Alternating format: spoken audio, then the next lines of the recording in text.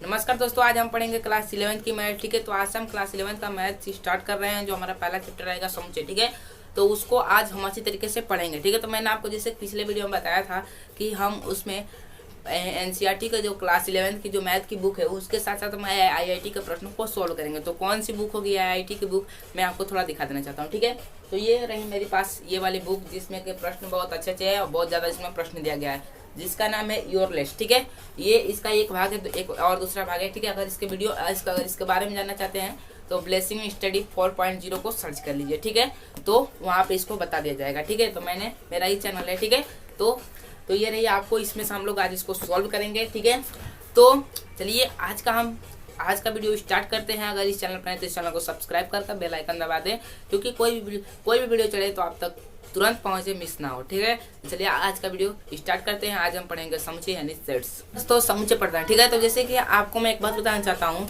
जैसे कि आप लोग क्लास 11 की जो बुक है उसमें भी समुच्चय दिया और आईआईटी में भी समुच्चय आता है। ठीक है, तो जैसे कि कंसेप्ट दोनों का एक ही रहेगा, कंसेप्ट आप एक ही में से पढ़ सकते हैं। बस मैं क्या करूँगा, जो आईआईटी के प्रश्न होंगे उनका एक अलग वीडियो बना दूंगा। जिसको देखना होगा वो देखेगा, जिसको नहीं देखना होगा नहीं देखेगा। ठीक है, उस वीडियो का, लेकिन ये वीडियो है दोनों के लिए जिसमें कंसेप्ट मैं बताऊंगा। ठीक है, तो चलिए समुच्चय को स्टार्ट। हमारा जो चैप्टर है, ठीक है, हमारा जो चैप्टर है क्या है, 1 है और उसका नाम है समुच्चय। क्या है, समुच्चय।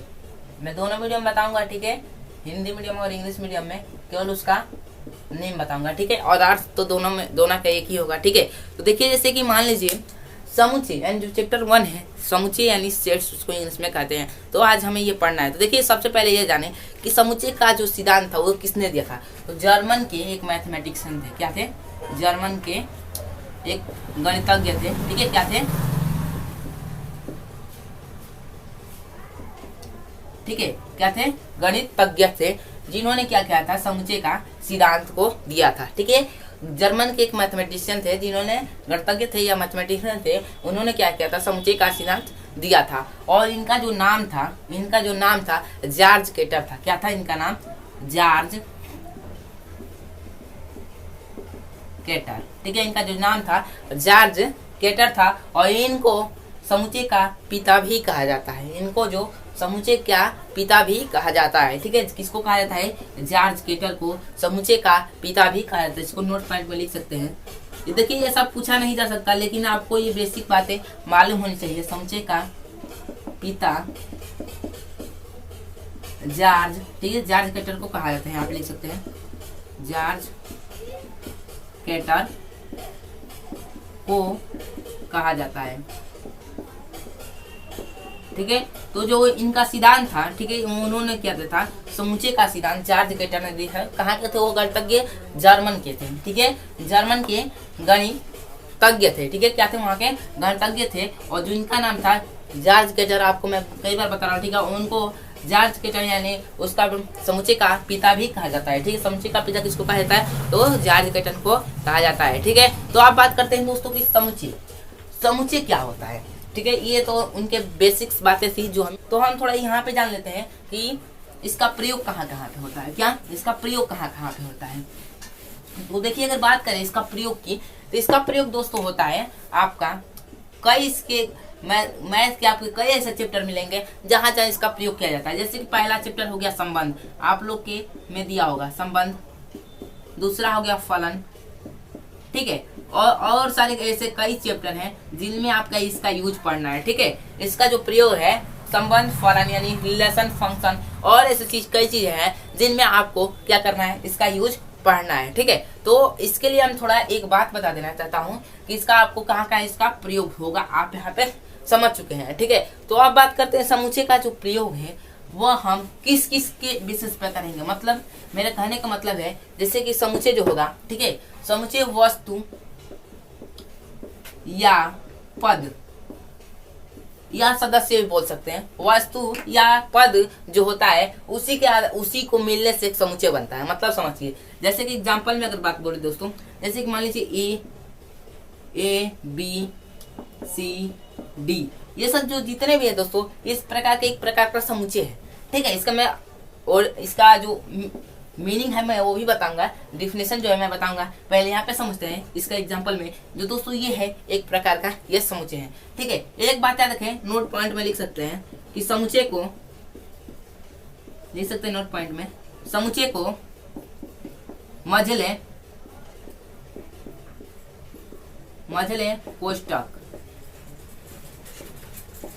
कोष्ठक से लिखा जाता है या दर्शाया जाता है, ठीक है। क्या मझले कोष्ठक से दर्शाया जाता है, लिख सकते हैं, ठीक है। यहाँ पे आगे लिख दीजिए दर्शाया जाता है, ठीक है। तो आप यहाँ पे नोट पॉइंट में ये बातें लिख सकते हैं, ठीक है। अब बात करते हैं दोस्तों कि जो समुच्चय है, ठीक है, समुच्चय क्या होता है, वस्तु या पदों से बनता है। किससे बनता है, वस्तु और पदों से बनता है। तो अगर समुच्चय के दोस्तों हम डिफिनेशन की बात करें, डिफिनेशन की, समुच्चय का डिफिनेशन क्या होता है, तो देखिए क्या क्या होता है, मैं यहाँ पे लिख रहा हूँ, ठीक है। इसका डिफिनेशन जो होगा, ठीक है, यहाँ पे मैं इसका डिफिनेशन लिख रहा हूँ, वस्तु के सुपरिभाषित संग्रह को ही समुच्चय कहते हैं, ठीक है। तो यहाँ पे मैं लिख रहा हूँ वस्तुओं की सुपरिभाषित,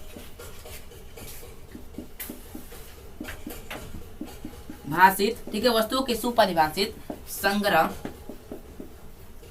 ही समुच्चय कहलाता है। यह कहलाता है समुच्चय कहलाता है, यहाँ पे आप लिख सकते हैं, ठीक है। तो ये रहा इसका डिफिनेशन। तो यहाँ पे हम यहाँ पे ये कहेंगे, अगर इंग्लिश में बोले तो देखिए इसका अगर डिफिनेशन जो होगा, वस्तुओं के सुपरिभाषित संग्रह ही समुच्चय कहलाता है। तो यहाँ पे दो वर्ड आपके नए नए हैं जो आपको समझना है, और ये दो वर्ड ऐसे हैं जिनको आप ये अगर ये दोनों मालूम हो गए तो आप देखकर समुच्चय का पता लगा सकते हैं कि समुच्चय है या नहीं है। जैसे कि मानिए सुपरिभाषित जो है इसका मतलब क्या है और संग्रह का मतलब, तो देखिए दोस्तों सुपरिभाषित को इंग्लिश में बोलते हैं वेल डिफाइंड, और संग्रह में होता है कलेक्शन, ठीक है। वेल डिफाइंड ऑब्जेक्ट्स का कलेक्शन ही सेट्स कहलाता है, यानी समुच्चय कहलाता है, ठीक है। तो इसको इंग्लिश में जानते हैं सेट्स बोलते हैं, ठीक है।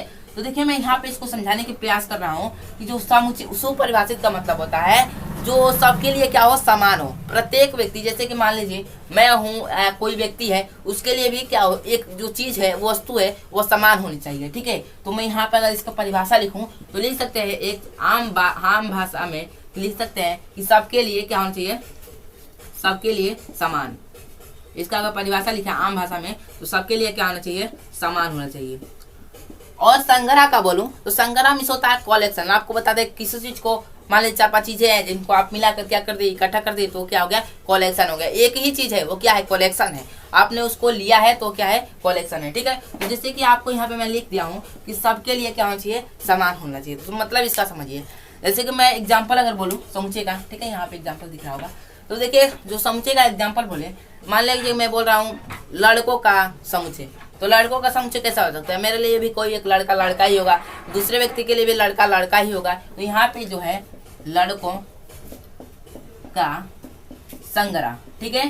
क्या आपसे पूछा जाए कि ये समुच्चय है या नहीं है, तो हम इसको बोल देंगे ये आपका समुच्चय है, ठीक है। अगर मैं बोलूं, अगर वही बात मैं यहाँ पे इसको मिला के बोल रहा हूँ, ठीक है, यहाँ पे ध्यान दीजिएगा। अगर मैं यहाँ पे वो बोलूं कि अच्छे लड़कों का संग्रह, अच्छो लड़कों का संग्रह, तो मैं यहाँ पे देखिए जैसे लिख रहा हूँ अच्छो लड़कों का संग्रह, ठीक है। तो मैं अगर अच्छे लड़कों का संग्रह बोलूं तो देखिए यहाँ पे समुच्चय है या नहीं है। तो देखिए अगर मैं मेरे लिए कोई एक लड़का है अच्छा होगा, दूसरे व्यक्ति के लिए वो लड़का अच्छा नहीं होगा। जैसे कि मेरे लिए मान लीजिए कि मेरे लिए कोई एक लड़का बहुत ही अच्छा है, पढ़ने में बहुत ठीक ठाक है, और दूसरे व्यक्ति के लिए मान लीजिए किसी से वो बुरा बर्ताव कर दिया होगा, तो वो बोलेगा कि नहीं वो मेरे लिए सही नहीं है। तो वहाँ पे हम देख रहे हैं, तो वहाँ पे सबके लिए क्या है, समान नहीं है। तो ये भी क्या है आपका, ये जो है आपका समुच्चय नहीं है। तो आप यहाँ से दो एग्जाम्पल से अच्छी तरीके से समझ चुके हैं कि समुच्चय क्या होता है और समुच्चय नहीं होता है। जैसे कि एग्जाम्पल और दो आपके मैं बोल रहा हूँ, आप समझिएगा, ठीक है।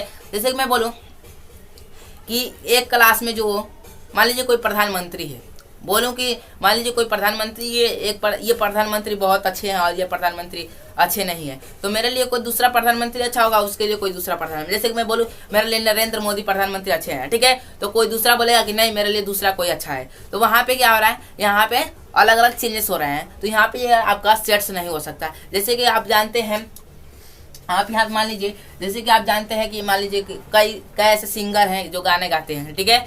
या फिल्म बनाते हैं। मान लीजिए कि फिल्म में कई ऐसे हीरो हैं जिनको आप पसंद करते हैं, आपका दोस्त उसको पसंद नहीं करता, तो ये भी क्या है, आपके समुचे नहीं है। ठीक है, अगर मैं मैथ में बात करूं, ठीक है, ये तो थी आम भाषा में, जैसे कि हमारे आम जीवन में होने वाली माने जो होने वाली घटनाओं को ही हमने यहाँ पे प्रस्तुत किया था, जिससे आपको समुचे समझ में आ जाए। लेकिन हम यहाँ पे आपको समझेंगे, गणित में समझेंगे। तो गणित में देखिए समुचे क्या होता है। जैसे कि मानिए 1 2 3 और 4, ये क्या है, समुचे है या नहीं है। ठीक है, मैं सॉरी, यहाँ पे जो समुचे होता है मझले कोष्टक में दर्शाया जाता है, मैंने आपको बताया। ठीक है, तो देखिए 1 2 3 4 जो है ये क्या है आपके, ये क्या है, एक संग्रह है, और संग्रह के साथ साथ ये समुचे है। पहले तो आपको चेक करना है कि वह संग्रह है या नहीं है। दूसरे में चेक करना है कि वह सबके लिए डिफाइंड है या नहीं है।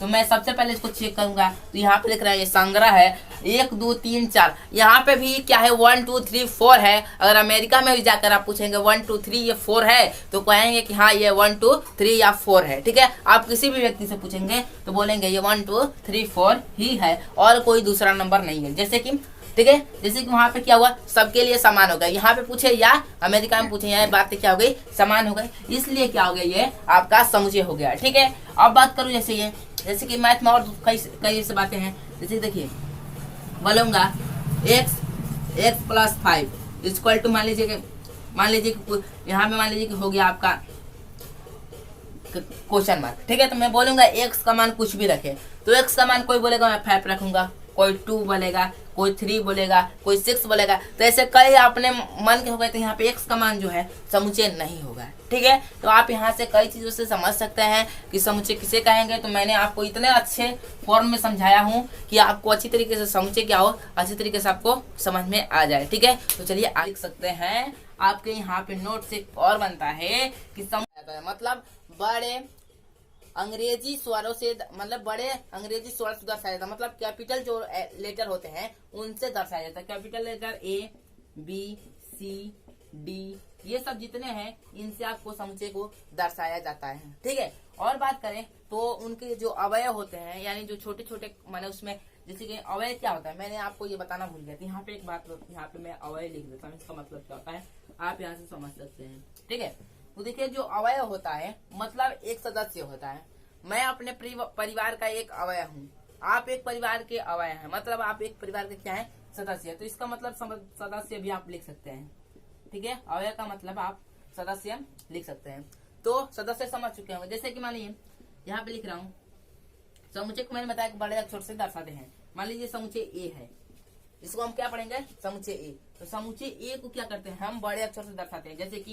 जैसे कि मान लीजिए कि ये बड़े अक्षर से समुचे हो गया। अब अवय जैसे 1 2 3 4 5 है। ठीक है, ये जो है आपके अवयव, तो इनको हम क्या करेंगे, जैसे कि देखिए ये जो है आपके अवयव, इनको हम क्या करेंगे, जैसे कि देखिए 1 2 3 4, तो ये है जो 2 है समुचे ए का एक अवयव है। मतलब समुचे ए का एक सदस्य है कि नहीं है, इसी का ना ये है, मतलब इसमें ये आ रहा है कि नहीं है, तो इसका ये एक सदस्य है। अगर दूसरी बात करें 3 भी एक का सदस्य है, 4 भी एक का सदस्य है, 5 है, जो इसमें नहीं है, जैसे मान लीजिए 7 इसमें नहीं है, तो 7 एक का सदस्य नहीं है। मान लीजिए मेरे घर में मोहन नाम का लड़का ही नहीं है, तो मेरा घर में वो सदस्य हुआ ही नहीं। मान लीजिए मेरा पड़ोस के घर में मोहन नाम का लड़का है, तो मेरा सदस्य घर का नहीं है। मैं ये बोल सकता हूँ कि वो मेरे गाँव का सदस्य है।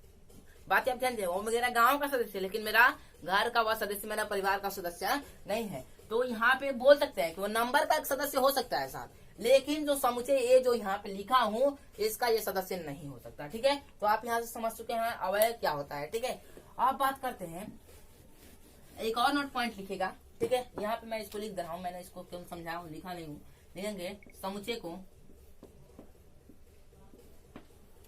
को इसको मैं इरेज कर रहा हूँ। ठीक है, समुचे को अंग्रेजी के बड़े अक्षरों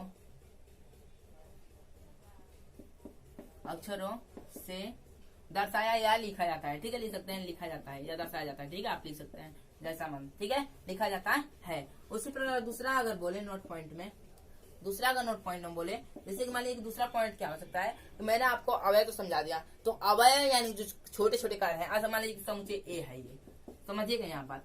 आपका हम लिखेंगे कि समुच्चय ए बी सी और डी, तो क्या कुछ अच्छा लग रहा है? नहीं लग रहा है, क्योंकि समुच्चय ए है और ए खुद का ही ये होगा। अब मान लीजिए मेरा घर में मेरा एक परिवार है, मान लीजिए ए नाम का एक परिवार है, और ये परिवार में ही एक सदस्य हो सकता है। कभी भी ऐसा संभव नहीं है कि ये परिवार में ए नाम का सदस्य हो सकता है। तो यहाँ पे जो है बड़ा ए और ए है, तो इनका तो कुछ फर्क ही नहीं दिख रहा है। मान सकते हैं कि वहाँ पे छोटा ए हो सकता है, लेकिन बड़ा ए नहीं हो सकता है। तो इसीलिए हम क्या करते हैं, जो ए होते हैं उनको हम छोटे अक्षरों से दर्शाते हैं, यानी स्मॉल जो होते हैं छोटे अंग्रेजी के, ठीक है, छोटे अक्षर से दर्शाया जाता है। तो यहाँ पे आप नोट पॉइंट में लिखिएगा, मैं यहाँ पे लिख दे रहा हूँ, ठीक है। आपको यहाँ पे अच्छी तरीके से समझना है जो बातें हैं, ठीक है। तो समुच्चय को अंग्रेजी क्या करना है, अंग्रेजी के छोटे जो अक्षर हैं, क्या है, छोटे अक्षरों से दर्शाया जाता है या लिखा जाता है, लिख सकते हैं, लिखा जाता है, ठीक है। तो आप यहाँ पे ये बातें समझ चुके हैं क्या होता है, ठीक है। तो यहाँ पे आप इनको अच्छी तरीके से समझ चुके हैं। तो चलिए आगे बढ़ते हैं। जैसे कि मान लीजिए आप बात करते हैं, तो हमने बताया है कि समुच्चय को क्या करते हैं, छोटे अक्षर से दर्शाते हैं, ठीक है। तो यहाँ पे एक बात आती है, आप यहाँ पे एक बात समझिएगा, जो आता है बिलोंग्स। ये क्या होता है आपको समझना है, बिलोंग्स, ठीक है। ये क्या है और ये किसका नाम क्या है, ये क्या है, इसको समझते हैं। जो आपको सेट्स में आप यहाँ तक जितने भी पढ़े हैं वो आपके पिछले पॉइंट्स जो इनको आप अच्छी तरीके से समझना है। अब बात करते हैं बिलोंग्स की। बिलोंग्स क्या है, तो ये एक ग्रीक संकेत है, लिख सकते हैं, मैं उसके बारे में बता रहा हूँ, ठीक है। ये क्या है, ग्रीक संकेत है। और इसका जो संकेत है दोस्तों, बिलोंग को हम कैसे लिखते हैं, तो मैं यहाँ पे दिखा दे रहा हूँ कि बिलोंग को हम ऐसे लिखते हैं, ठीक है। बिलोंग का ऐसे लिखते हैं, और ग्रीक एक संकेत है जिसका नाम है बिलोंग्स, ठीक है। तो देखिए यहाँ पे बात करते हैं, इसको बिलोंग्स पढ़ेंगे हिंदी में, ठीक है। इंग्लिश में भी बिलोंग्स है, ठीक है। तो जैसे कि देखिए बिलोंग्स है, तो इसका मतलब क्या है, तो यहाँ पे बिलोंग्स जो है दोस्तों, हम लोग इसका मतलब होता है कि अवयव की उपस्थिति को दर्शाना। अवयव की उपस्थिति को कैसे दर्शा सकते हैं, जैसे कि मानिए मैं यहाँ पे बोलूं समुच्चय ए है, ये सब तो समझ में आ गया होगा। इसका मान लीजिए अवयव 1 2 3 4 तक है, ठीक है। और मैं बोलूंगा ए का जो सदस्य है 1 है कि नहीं है, तो ऐसे तो मैं बोल दे रहा हूँ, लेकिन मैं कॉपी में लिखूंगा तो क्या लिखूंगा कि ए का सदस्य 1 है, तो उसे टाइम भी लगेगा और कुछ अच्छा भी नहीं लगा। इसलिए हमने क्या किया था, हमने नहीं, जो मैथमेटिशियन थे उन्होंने क्या किया कि एक संकेत को उत्पत्ति कर दी, ठीक है, और जिससे इसे आसानी से दर्शाया जा सकता है। ये तो हम नहीं लिख सकते कि ए का जो सदस्य है 1 है, ऐसे तो नहीं लिख सकते हैं। तो हम लोगों ने क्या किया, डायरेक्ट ए लिखकर और बिलोंग लिखकर 1 कर दिया, ठीक है। नहीं तो इसको ऐसे करते हैं, ठीक है, 1 बिलोंग्स टू ए, तो इसको हम करते हैं बिलोंग्स टू ए। तो बोलेंगे ए का 1 बिलोंग्स टू ए, मतलब ए का जो सदस्य है, मतलब ए का जो सदस्य है ए है।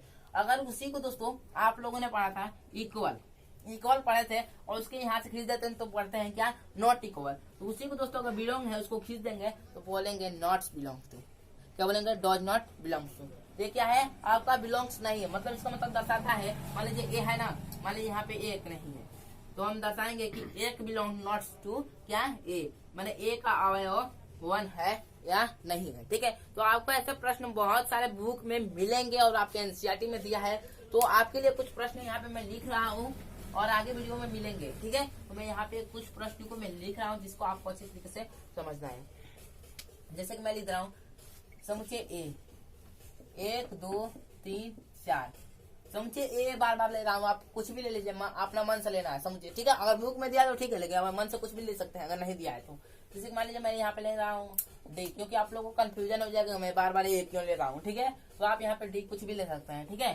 तो यहाँ पे अगर बात करें दोस्तों, ठीक है, 1 बिलोंग्स टू, जैसे कि 1 बिलोंग है कि नहीं, तो आपको यहाँ पे भरना है। मान लीजिए कैसे आ गया, आपको यहाँ भरना है, क्या होगा, तो आप यहाँ पे देखेंगे और कहेगा कि ये भरिए या नॉट बिलोंग्स टू भरिए, तो आप क्या बनेंगे, बिलोंग्स टू, क्योंकि यार ये आ रहा है। अगर वही यहाँ पे 7 आता है तो क्या आप कहते हैं भरिए, तो क्या भरते हैं, does not to belongs to, मतलब ये वाला भरा था, ठीक है। तो आप यहाँ से ये बातें समझ चुके होंगे। तो बस इतना है। अगर इस चैनल पर नए हैं तो चैनल को सब्सक्राइब कर ले, ठीक है। अगर अगले वीडियो में हम लेकर आए एनसीईआरटी के कुछ प्रश्न, ठीक है, और उसके साथ साथ एक हमारा टॉपिक जो छूट रहा है उसको हम कंप्लीट करेंगे अगले वीडियो में। तो बस इस वीडियो में यहीं तक। हाँ, अगर ये वीडियो पसंद आए तो अपने दोस्तों में शेयर करना ना भूलें।